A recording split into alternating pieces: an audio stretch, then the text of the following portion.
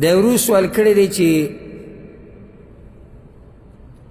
ما یو ځای کې دا حدیث کتلی و چې کله دا ګیلاسونه یو بل له راواچولی شي نو دې کې چې دننه څه دي دا حرام شي. دا حدیث صحیح دی او که نه؟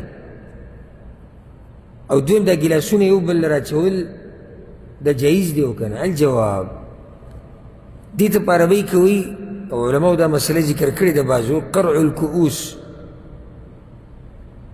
قرع الکؤوس دې ته وایي چې لکه څنګه چې دا فحاش خلک او دا شرابیان چې کله شراب څکي نو دا ګیلاسونه یو بل سره ویجنګوي.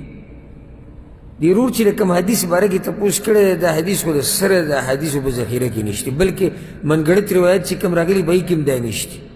دا چې ته وروسته چا به جوړ کړی و په فیسبوک او په نیټ به یې نشر کړی. نن زما خو هر سړی مولا دی په فیسبوک کې چې څه نشر کړو اخر کې ورته لاندې ولیکه بخاري مسلم عوامو ته څه پته لګي.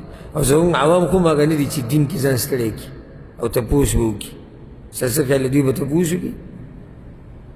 د خو دا وایي چې هر سورګیره شاګول دی چې کوم مولوي صاحب بیان راځي نشر کوی چې ګیره یي او پټکوي بس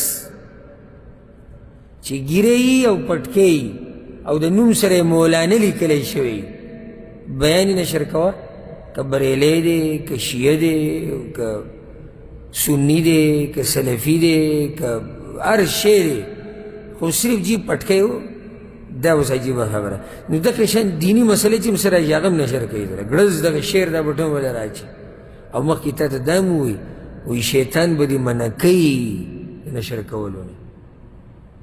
بیا هغه بل هم سم جذبه کې شي چې دا خبره واوري بیا هغه هم هغه نورو ته دا ووایي او داسې دا دروغ روان شي.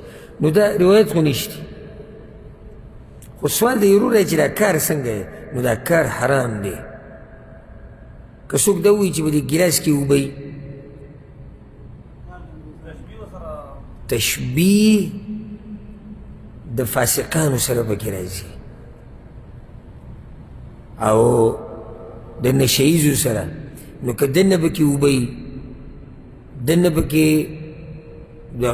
د خوراک یا عفوا د څښاک حلال څه جوس پکې یا سیر پکې او بل څه پکې او بیا وایي چې مو خدای چې دا شی حلال دی اوسې دا شی حلال دی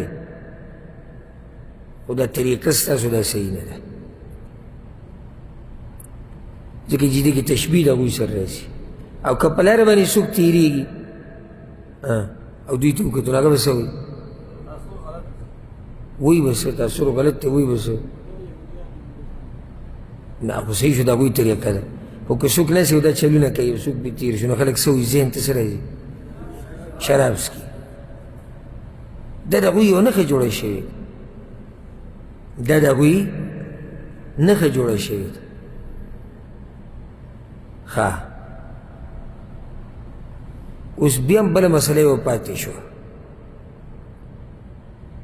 ضرور وایي چې ما داسې روایت کتلی وایي کې دا دي چې کله دا ګیلاسونه یو بل راواچولی شي دننه چې پکې څه دي هغه څه شو حرام شو. اوس دا مسله مې یاده کړه دننه چې پکې څه دي دا نه حرامېږي چې کله حرام نه وي خو دا طریقې صحیح نه ده. واضح شو.